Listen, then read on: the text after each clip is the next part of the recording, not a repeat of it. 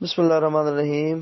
بھائی نے ایک حدیث بھیجی ہے، رسول اللہ صلی اللہ علیہ وسلم نے فرمایا من صلی اربعا قبل الظہر وبعدها اربعا، ٹھیک ہے، جو بندہ ظہر سے پہلے 4 رکعتیں پڑھے اور ظہر کے بعد 4 رکعتیں ریگولر پڑھے تو لہٰذا اللہ تعالیٰ اس بندے پہ جہنم کی آگ کو حرام کر دے گا۔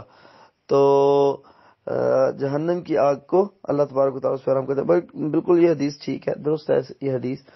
اچھا، اس میں بھائی نے پوچھا ہے کہ 4 رکعتیں پڑھنے کا کیا طریقہ ہوگا؟